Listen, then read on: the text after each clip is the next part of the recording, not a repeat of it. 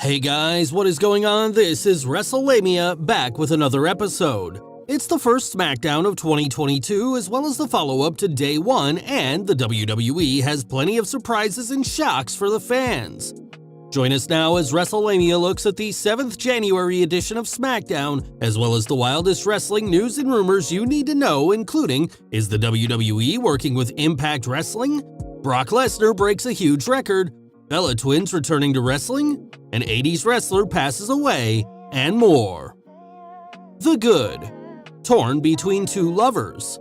SmackDown began with a predictable encounter between Universal Champion Roman Reigns and the tandem of WWE Champion Brock Lesnar and his advocate Paul Heyman, but things quickly took a tantalizing turn.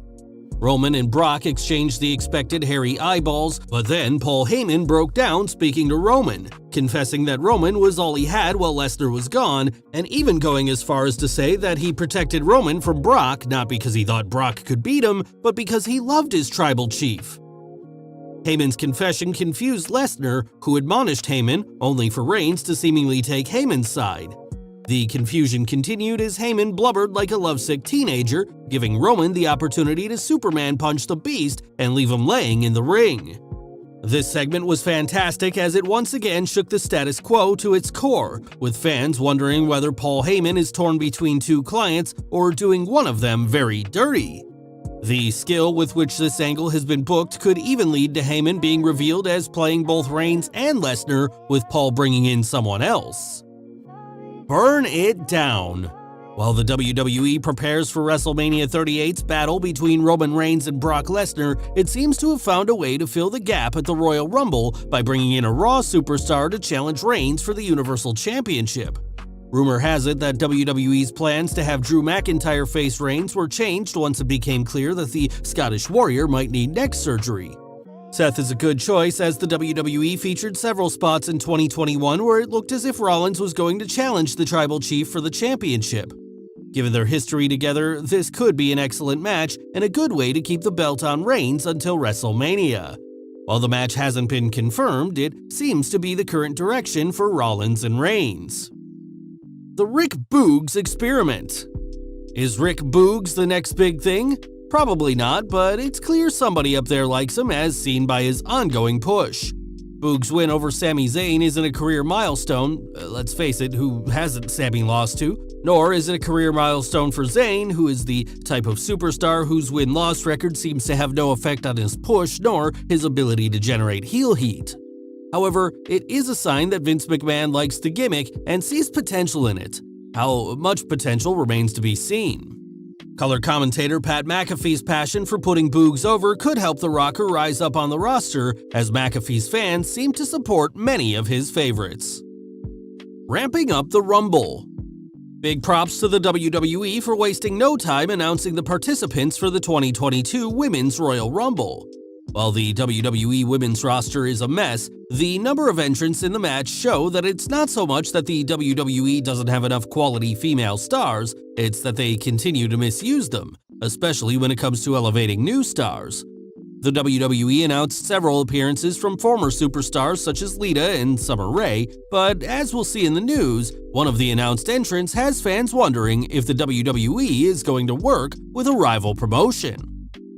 The Bad. A Viking funeral. There's not much more to be said for Eric and Ivar than they've officially become enhancement talent. It should go without saying that the Viking Raiders are too good to be putting teams over every week, although there's certainly nothing wrong with an occasional loss to build up a storyline. The Raiders are more than a big man team with the potential to be a dominant force. They have a blend of speed, power, and precision that should have them vying for, and eventually winning, the SmackDown Tag Team Championship. Instead, they're an awful afterthought. A scarcity of superstars. Tonight's SmackDown showed just how lacking the Blue brand is when it comes to championship contenders, whether it's the men's division or the women's division. While WWE deserves credit for combining Naomi's feud with Sonya Deville into a world title match with Charlotte, whose program with Toni Storm abruptly ended after Storm's surprise WWE exit, the women's title picture shows just how the WWE has failed to build up undercard stars into championship contenders. The biggest problem lies with the Universal Championship and SmackDown Tag Team Championship scene, where WWE has strip-mined SmackDown to get Roman Reigns and the Usos over, resulting in a serious lack of competition. Drew McIntyre's absence led to the WWE bringing in Seth Rollins to challenge Reigns and seemingly serve as the latest sacrifice on the Tribal Chief's altar, leading fans to wonder whether the blue brand is that lacking in its stars. The answer is an unequivocal yes, as any review of WWE.com's SmackDown roster will tell you. There are no main event level babyfaces on SmackDown to speak of other than Drew. Likewise, WWE's tag team ranks are inadequate as the WWE buries potential challengers like the Viking Raiders and bafflingly books Intercontinental Champion Shinsuke Nakamura into tag matches with Rick Boogs. The WWE deserves credit for trying to build up its undercard performers like Madcap Moss, Rick Boogs, and the team of Los Lotharios. However, elevating stars rarely happens overnight, and the WWE's failure to create new stars has never been as obvious as it is now. A redundant rematch. Tonight's Day 1 rematch between The New Day and the Usos was a reminder of what happens when WWE tries to give the fans too much of a good thing. Both teams put on one of their best matches yet at Day 1, which is why the WWE should have waited to have the two teams try to top their match just days later.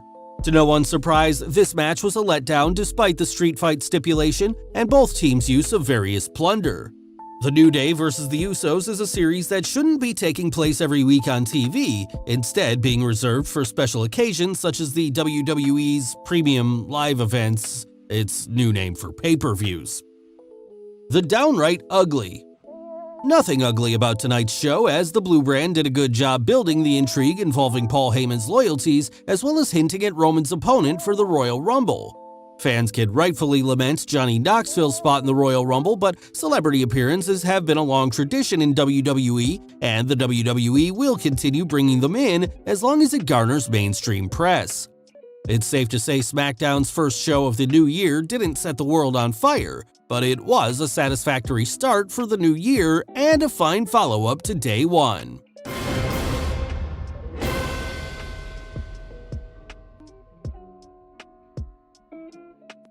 News: WWE working with Impact Wrestling?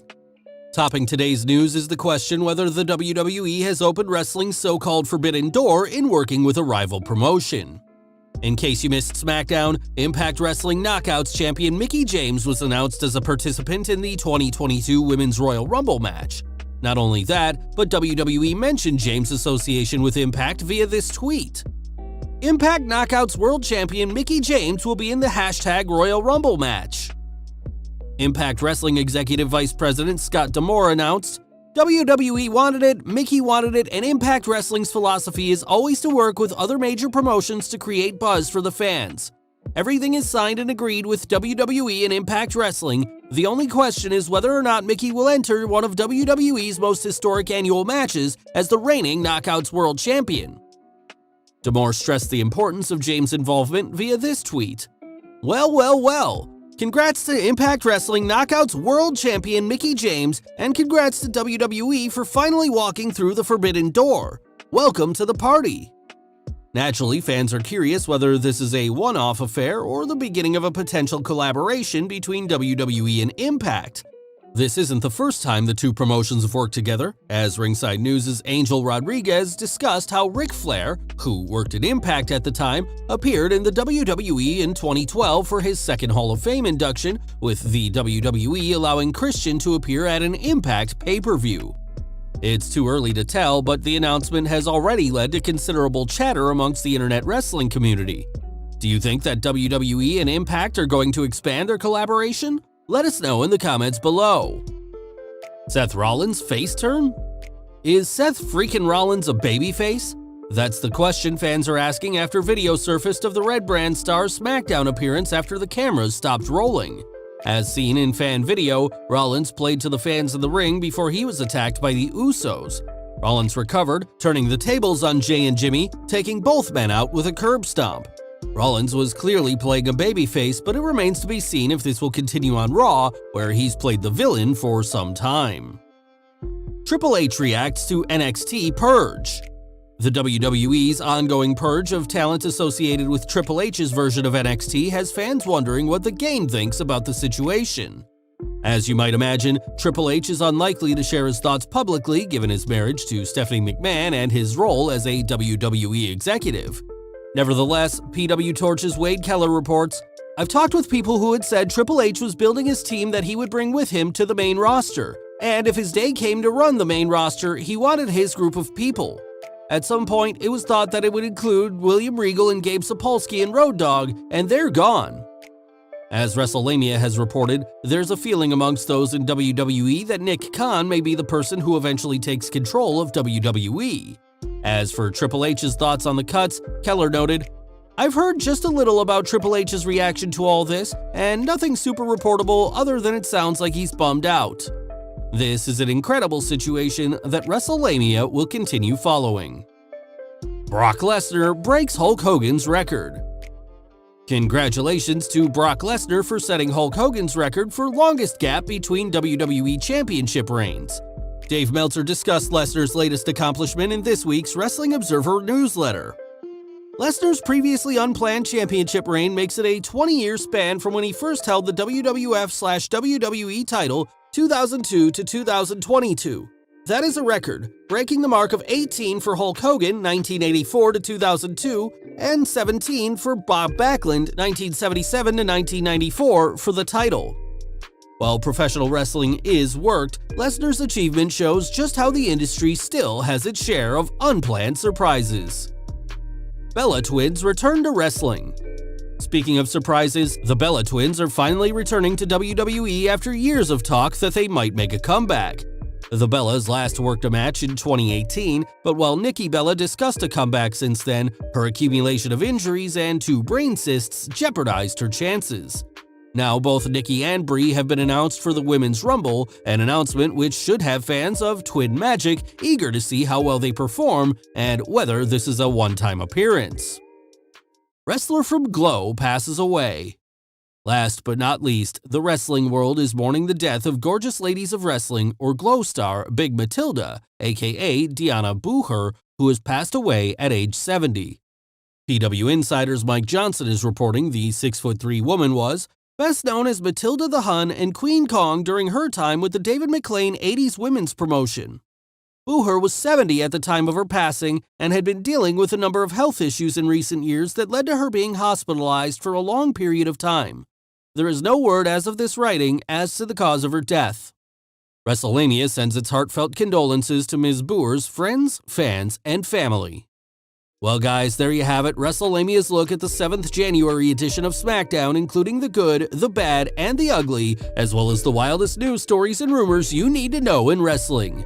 Be sure to leave your comments and don't forget to subscribe to our channel, follow us on Instagram and Twitter, and I'll see you next time for some more wrestling content.